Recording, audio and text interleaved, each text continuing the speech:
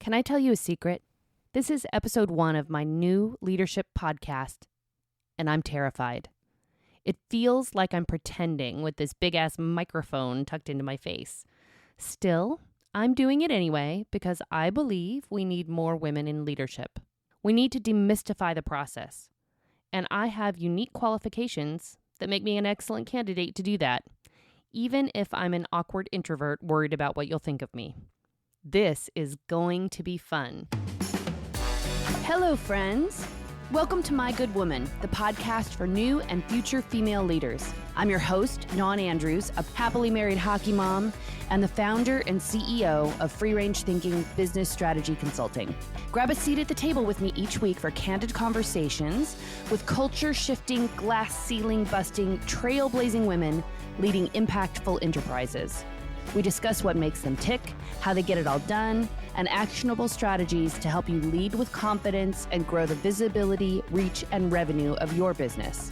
We're classy ladies, but we don't bleep the swear words. Listener discretion is advised.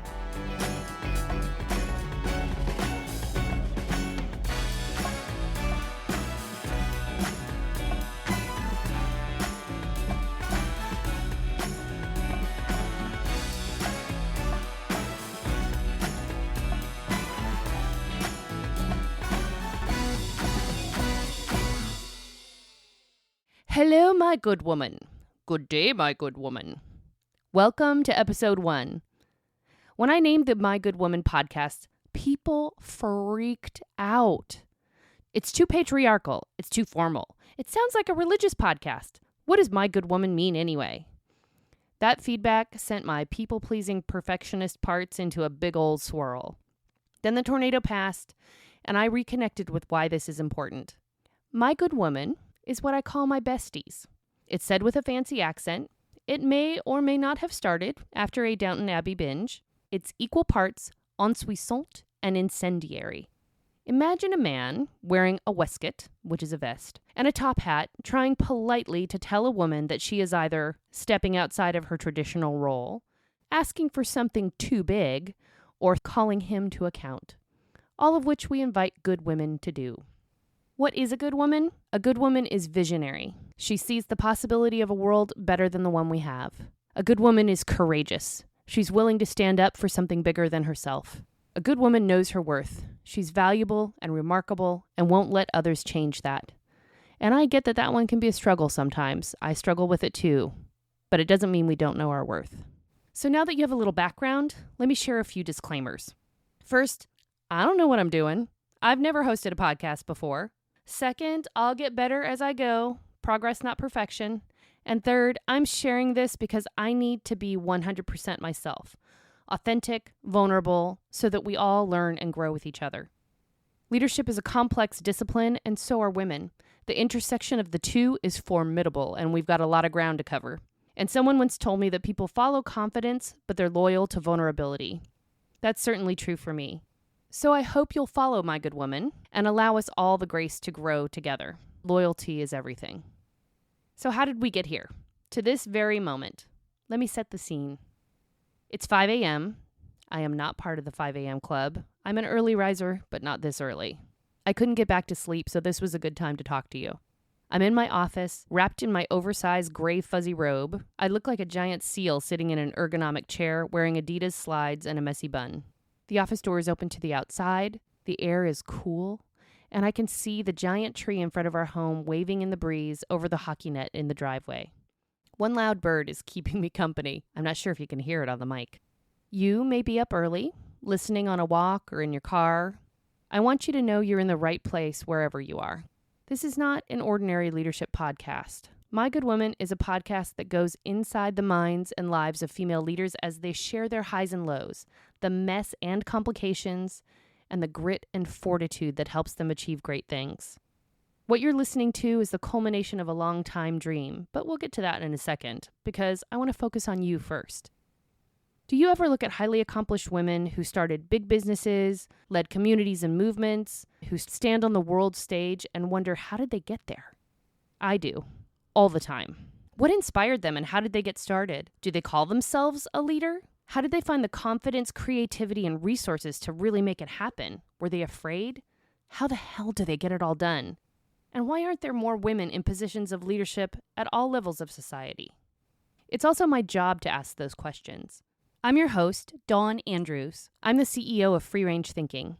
As a business strategist, executive leadership coach, and advisor to more than 300 founders and CEOs, I'm privileged to be in these conversations every day with exceptional women. My job is to connect on Zoom, hear their stories, and consult and advise them as they lead and grow. And what it takes to do those things shouldn't be a mystery. Every day we see women at the podium, at the head of the conference table, on the microphone with great hair, perfect nails, and polished sound bites. All the accomplishments, zero struggle. All the confidence, zero fear and self-doubt. But we need to see and hear the struggle because we all struggle.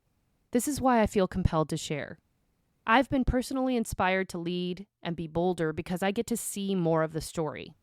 Taking on bigger or more challenging opportunities becomes more accessible when you have the specific details of how women in leadership are getting it done. Accomplished leaders still struggle with imposter syndrome, with anxiety and perfectionism, and they think and respond and react differently to their circumstances than other people do. What happens when they publicly fail or reach for something so big they couldn't have imagined it months before? Their speed of response, their guts, resilience, determination, and grit inspires me to ask for, reach for, and demand for more. I'm sharing those conversations to demystify the process and inspire you to lead. My friends, we need to take more space. We need to hold more space and to invite more women in. Like when you hold the doors on the number 4 Express open so one more woman can squeeze in. Maybe you think, I could never do that. I'm not a leader.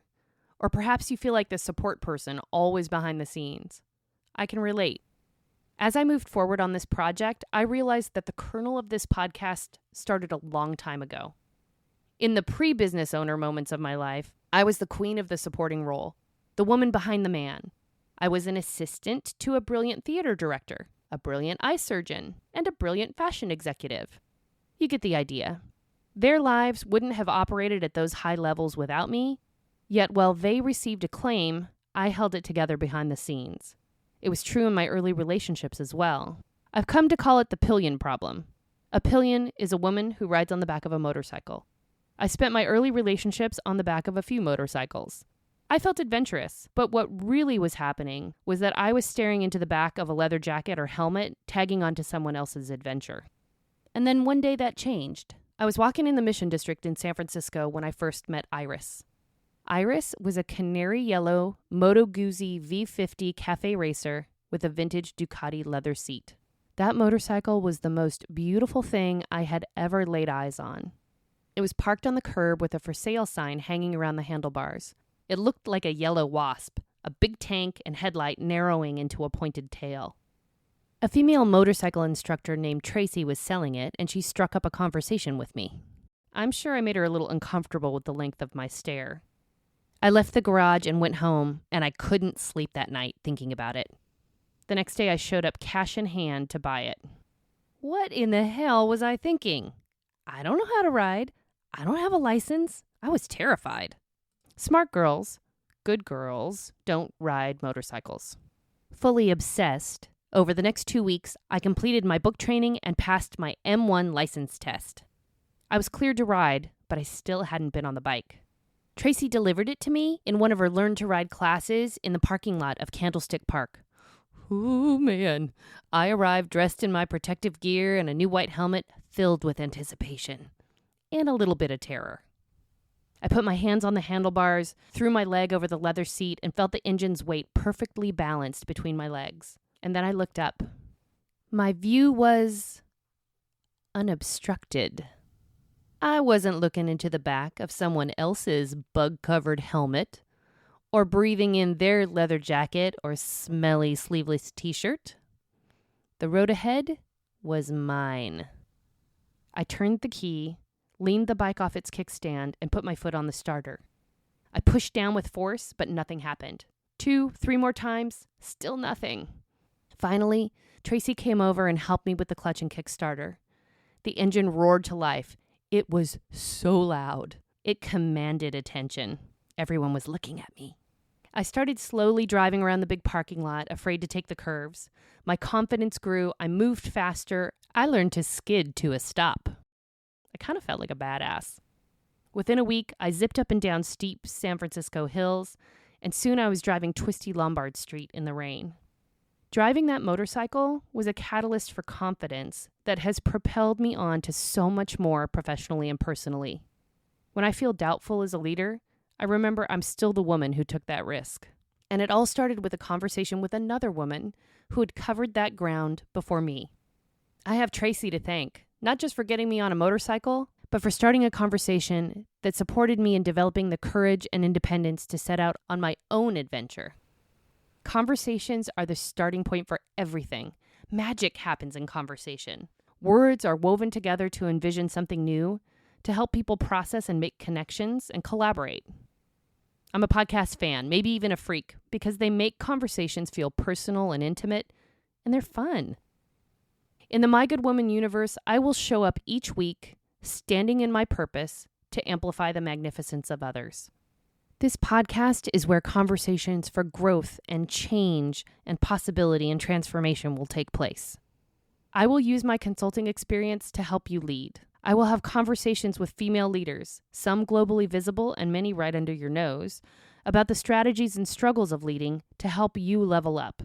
I will share conversations I have with my clients to provide you with strategies for your business. And I may even invite close friends and family in to keep me real and to show you what it's like behind the scenes of my business. I know we have more in common than you may realize. And as I spoke about before, we're going to cover a lot of ground in our episodes. We'll talk about finding your voice and building a community, how to recover from the Great Resignation, mentorships, masterminds, advancing women in leadership, helping men to advance women in leadership, following your dreams, ignoring the naysayers, and so much more. And you can expect this podcast to grow and change. But this is more than conversation topics, more than episodes. The goal of My Good Woman is to leave you inspired, filled with possibility, and ready for what's next. We're in a crisis that has implications for decades, even generations to come, and it's not just about work. It's about representation, policy, and human rights, and we don't have minutes to waste. At the 2009 Vancouver Peace Summit, the Dalai Lama said something that ricocheted around the globe. He said he was a feminist, and he believes that Western women will save the world. Here we are more than 10 years later, and I know we've all heard that quote, so what are we going to do about it? I know for me, when I first heard it, I was like, how do I do any more than what I'm already doing? I've got kids, a business, a marriage. That change has to come through something I'm already doing, not more than what I'm already doing. But something needs to change, and how do we make that possible? So I did a little research, and here are some ways of making change backed by science that gives me hope and courage for our prospects as a feminine community. The Pew Research Center has done some great studies proving that women score higher on more core leadership competencies than men in both politics and business, and we need to own that. We were ahead when it comes to compassion, teaching, inclusion, being diverse and creative thinkers. We were ahead when it comes to being more transformational than male leaders. We are role models for our children and subordinates. We inspire teams. We coach and mentor. We are allies. We care about personal development. Women leaders emphasize teamwork and authentic communication as a key to success instead of subverting the truth. We are also outsiders. We create and unite peripheral and disenfranchised communities that can become larger organizations. So imagine if each of us, in our way, with our superpowers, are starting to put this into action, to take on leadership, to see leadership in a new light. Then suddenly, that vision of the Western woman being able to save the world begins to look kind of doable. We are poised to do it. And yet many of us are afraid to call ourselves leaders, but we don't have time to waste. Would you please write leader on a Post-it note and put it on your bathroom mirror? I am a leader. I am a leader. I am a leader. We don't have time to waste. Nobody is coming for us, and we should not wait for an invitation. You do not need pearls in a pantsuit or a soapbox and a megaphone to be a leader. We need to save ourselves so we can save each other, our families, our communities, and the planet. Because women are exceptional. You are exceptional. I want us all to get over the moments of who am I? Like, who am I to? I want you to get past that and know that you belong in the room, at the table, or building your own table. I want you to spend less time micromanaging and more time delegating and building, putting that vision into action. And I want you to get past the need to be liked. And believe me, I struggle with this one too, but I want you to be empowered into action. I dream of a world where 50% of the world's governments are led by women, 50% of C-suite positions held by women, 50% of businesses, small and large, owned by women, equitable pay, equitable representation, and so much more. So now you know where I'm coming from. But I'd like to ask you, my good woman, what is your vision for the future? Would you send me a DM? Leave a comment on Instagram?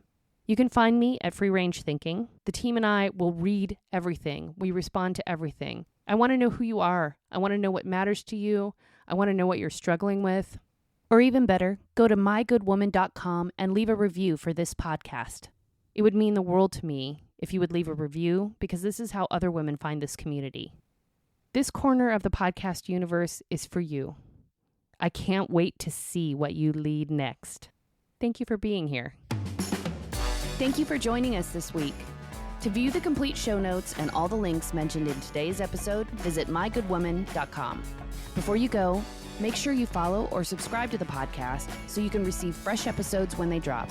And if you're enjoying My Good Woman, leave us a review on Apple Podcasts. Reviews are one of the major ways that Apple ranks their podcasts, so even though it only takes a few seconds, it really does make a difference. This episode was produced by me and Kathleen O'Shaughnessy. Thank you again for joining me, Dawn Andrews, in this episode of My Good Woman.